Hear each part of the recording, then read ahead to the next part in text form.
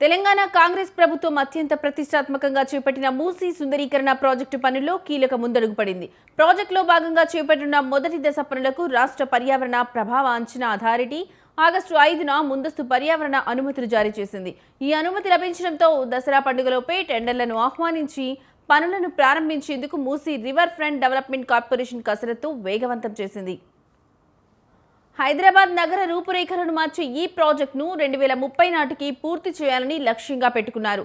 ఇందులో భాగంగా మొదటి దశలో 21 కిలోమీటర్ల మేర ఆకారంలో అభివృద్ధి పనులను చేపట్టనున్నారు. దీనికోసం మొత్తం 7,055 కోట్లు ఖర్చు చేయనుండగా పనులు ప్రారంభమైన నాటి నుంచి 2 ఏళ్లలోగా అంటే 2027 డిసెంబర్ నాటికి పూర్తి చేయాలని ప్రభుత్వం గడువు నిర్దేశించింది.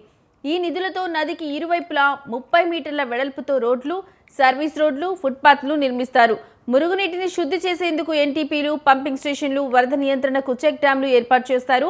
వీటికి తోడు పచ్చటి కారిడార్లు, పార్కులు, సాంస్కృతిక కేంద్రాలను కూడా నిర్మించనున్నారు. నదిలో సహజ ప్రవాహానికి ఆటంకం కలగకుండా వర్షాకాలంలో 30%, ఇతర సమయాల్లో 20% నీటి ప్రవాహం ఉండేలా చూడనున్నారు. మొదటి దశ కోసం మొత్తం 495 ఎకరాల భూమి అవసరమని అధికారులు గుర్తించారు. ఇందులో 158 ఎకరాల ప్రభుత్వ, 146 ఎకరాల పట్టా, 30 ఎకరాల రక్షణ శాఖ భూములతో పాటు 126 ఎకరాల నదీ పరివాహక ప్రాంతం ఉంది. ఈ పరిధిలో 639 శాశ్వత, తాత్కాలిక నిర్మాణాలు ఉన్నట్లు తేల్చారు. ప్రాజెక్టు వల్ల ప్రభావితమయ్యే 2,660 చెట్లలో చాలా వాటిని మరో చోటికి తరలించనున్నారు.